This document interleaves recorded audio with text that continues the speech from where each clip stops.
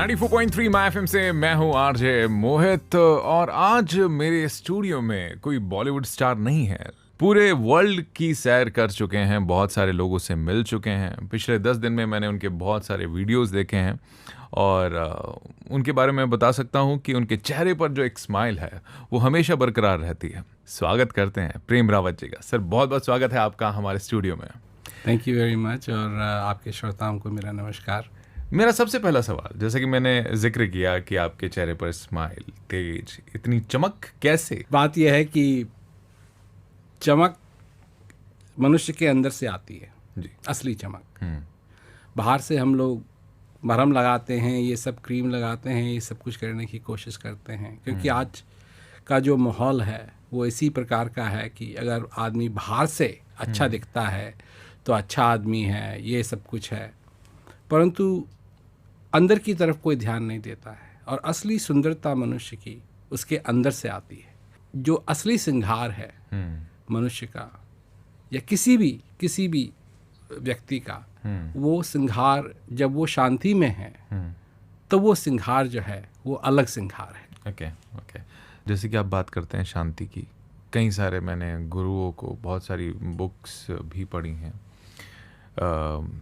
इसे पाने का तरीका हर कोई अलग अलग बताता है। बिल्कुल, कि क्योंकि परिभाषा ही अलग है। कोई कहता है कि आप मेडिटेशन करो, कोई कहता है कि आप अलग हो जाओ, कोई कहता है कि आप छुट्टी पे चले जाओ।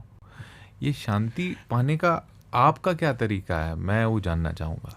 बात यह है कि आजकल की हालत यह है कि शांति के बारे में अगर जानना चाहें आप और रिसर्च करना शुरू करें तो आप इतने अशांत हो जाएंगे पूछिए मत। क्योंकि आपके पहले जितने प्रश्न थे आपके उससे कई गुना ज़्यादा बढ़ जाएंगे कि भैया ये है या ये है या ये है या ये है। अब दो बातें हैं। एक ये है कि बेसिकली दो फिलॉसफीज़ हैं और उसमें भी थोड़ा बहुत अंतर है, पर एक फ़िलॉसफी ये है कि खाओ पियो मौज करो, तुमको एक दिन मरना है। ओके। और दूसरी है कि नहीं, तुमको मरना तो है पर मरने से पहले अच्छा काम करो ताकि तुम स्वर्ग पहुंच पाओगे। इसमें सारी दुनिया बटी हुई। बिल्कुल। कई लोग खौफ के कारण जीते हैं, कई लोग इसलिए जी रहे हैं कि मुझे स्वर्ग मिलेगा। हम आधी जिंदगी उसी को फॉलो करके अपने एंड ओवर में आते हैं और फिर हम आउट हो जाते हैं। बिल्कुल। तो ये जो पूरी ज़िंदगी का फॉर्मेट हमारा सेट हो गया है, पुण्य, पाप, कर्म, दान, ये सब हमारा सेट हो गया है। इसके अलावा हम कुछ नहीं जानते। हमें लगता है कि हमें परफॉर्म करना है स्वर्ग के लिए। बिल्कुल ठीक कहा आपने। और बात यह है कि ऐसा नहीं हुआ कि आप जब छोटे थे तो आपने एक दरवाज़ा खोला और आपको नर्क दिखाई दिया और आपने कहा कि क्या है, पापा से, पापा ये क्या है, बेटा ये नर्क है। फिर दूसरा दरवाज़ा खोला, स्वर्ग था। तो ये नरक और जो स्वर्ग की बात है ये आपका अनुभव नहीं है, स्क्रिप्टेड है। परंतु नरक है और स्वर्ग भी है। नरक कहाँ है? यहाँ है। स्वर्ग कहाँ है? यहाँ है। स्वर्ग भी यहाँ है, नरक भी यहाँ है। नरक क्या है? जब आप स्वर्ग में नहीं हैं तो आप कहाँ हैं? नरक में हैं। और जहाँ तक बात है शांति की,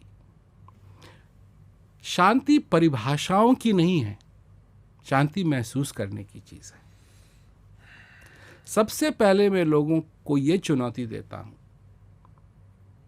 भूल जाइए आप सारी परिभाषाओं को, जितनी भी परिभाषाएं सबको भूल जाइए। सिर्फ एक बात आप अगर स्वीकार कर सकते हैं तो करिए कि शांति आपके अंदर है। ये इतना बड़ा चैलेंज है लोगों के लिए कि जिस चीज़ को मैं ढूंढ रहा हूं वो मेरे अंदर है। संत महात्मा तो कह के चले गए, मृग नाभि कुंडल बसे मृग ढूंढे बन माए, ऐसे घट घट ब्रह्म है दुनिया जानत ना है। परंतु उसका क्या मतलब हुआ? टेस्ट के लिए बता दिया पेपर पे, थ्योरी तो थी बट उसका प्रैक्टिकल नहीं था। हाँ। जिस चीज की आपको तलाश है वो आपके अंदर है। अगर आप इसको तो कुछ ऐसा मंत्र सब लोगों को मालूम है, फॉर्मूला सब लोगों को मालूम है।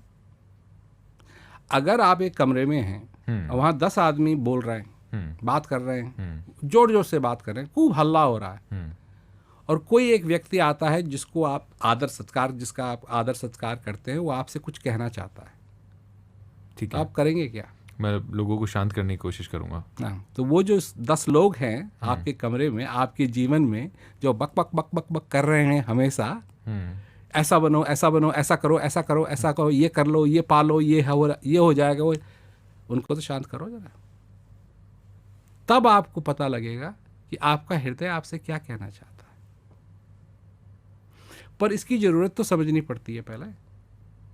वो जो 10 लोग हैं उनको आप कभी शटअप नहीं कर सकते हैं। वो बिल्कुल उनका ऑन ऑफ का बटन नहीं है, उनका ऑन ऑफ का बटन नहीं है, वो बोलते रहेंगे। परंतु उनको थोड़ी देर के लिए भी अगर आप कह सकें, 1 मिनट, एक चीज और है जिसको मैं सुनना चाहता हूं, फिर जब मैं सुन लूंगा आप चालू कर दीजिए। ये वही वाली बात है, कंट्रोल।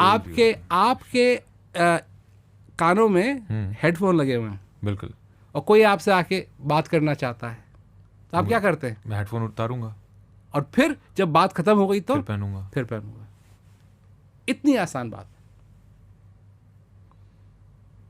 बट ये इजी है उनको शांत कराना कि शांत हो जाओ, मुझे दूसरे की बात सुननी है। कितना डिफिकल्ट है हेडफोन निकालना अपने कानों बहुत से, easy है। फिर लगा दी ना। फिलोसॉफिकली तो वही चीज है। बट मुझमें वो शायद वो लगता नहीं कि इतनी इजी हो जाती है कि मैंने उतारे और मैं अभी तुम्हारी बात सुनता हूँ। ये तो ये हो गया कि हाँ मैं तुम पे कंट्रोल कर रहा हूँ, तुम शांत रहो। वो शायद प्रैक्टिस से आएगा। आपने एक शब्द कहा, कंट्रोल। आपकी जिंदगी है, कोई कंट्रोल है आपको इस पे? नहीं, ये गाड़ी चल रही है आपकी, चलती जा रही है तो स्टीयरिंग व्हील किसके हाथ में है? भगवान ने क्या दिया? भगवान ने आपको दी गाड़ी, जीवन, भगवान, हाँ, जीवन रूपी गाड़ी दी, और उसमें दिया फ्यूल, वक्त का, और दिया रोड, ये संसार, ये धरती, इतनी सुंदर धरती, और कहा चलाओ गाड़ी। अब लोग हैं कह रहे हैं नहीं नहीं नहीं, खुदा चलाएगा, खुदा स्टीयर करेगा मेरी गाड़ी को। बाप रे बाप, हाईवे पे बिना किसी ने स्टीयरिंग पकड़ा हुआ ही नहीं है। आजकल की गाड़ियां हैं जो ऑटो स्टीयर करती हैं, परंतु वो भी जब देखती हैं कि 5-6 सेकंड के साथ किसी ने स्टीयरिंग व्हील नहीं पकड़ा है तो हॉर्न बजाती हैं और कहती हैं फिर दोबारा उसको ग्रैब करो। तो क्या आपकी जिंदगी में किसी भी चीज पे कंट्रोल है या नहीं? परिस्थितियां। तो आप कंट्रोल क्या है आपका? जो कुछ होगा, मतलब ये तूफान है, ये तो आएगा ही, बस यही है सब कुछ। या थोड़ा सा बहुत कंट्रोल भी कर सकते हैं आप अपने जीवन पे, थोड़ा सा कंट्रोल। मेरी जिंदगी है, मेरे को आगे बढ़ना है, मैं चाहता हूं कि मेरे जीवन में भी सुकून हो, मेरे जीवन में भी शांति हो। बस इतनी कंट्रोल की बात कर रहा हूं। बिल्कुल ठीक कहा आपने। लेकिन कई बार हम दो चीज़ें देखते हैं। मैं एक देश में रहता हूँ, भारत देश में रहता हूँ। आपके लिए क्या ज़रूरी है, देशभक्ति या मानवता? पहले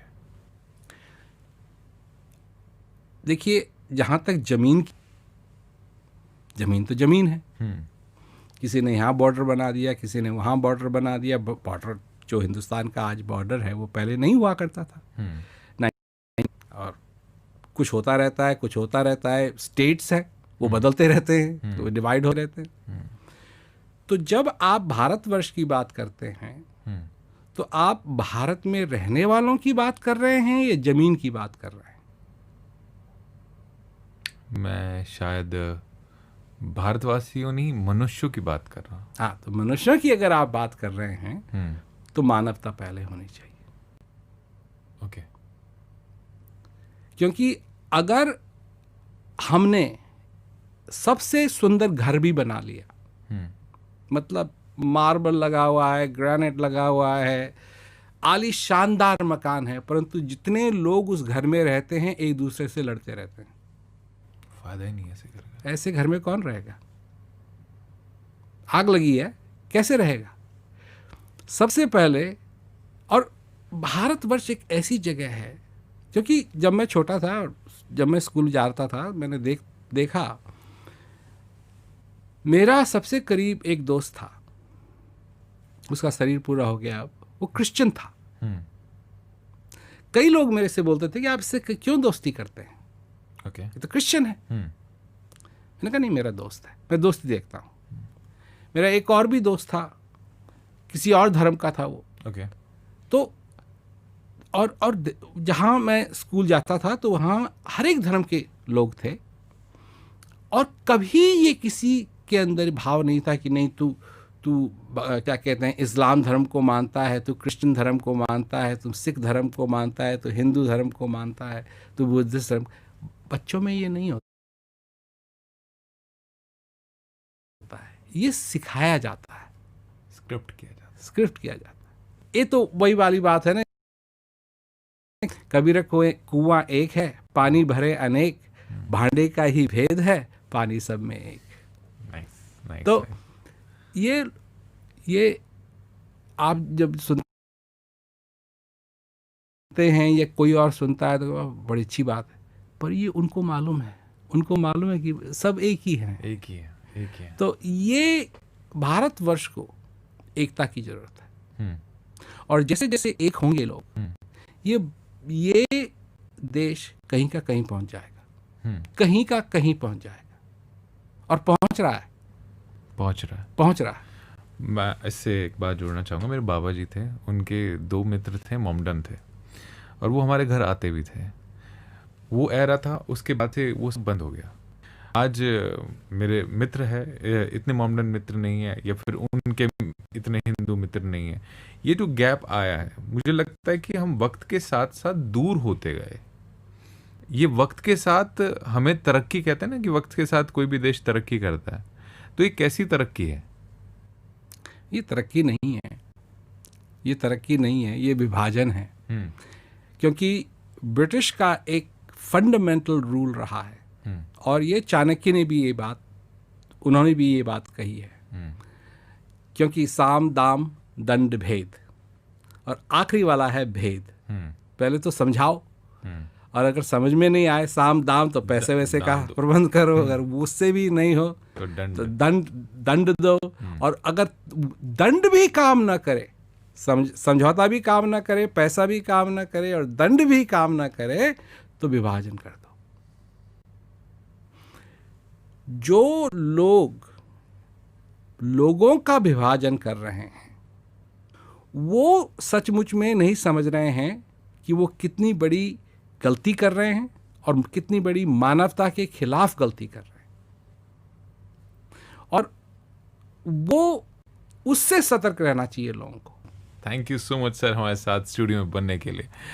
तो ये थे प्रेम रावत जी, जिनके कई सारे उत्तर से आप जान पाए होंगे कि शांति क्या है, और उसे ढूंढने की ज़रूरत नहीं है, वो आप ही के अंदर है।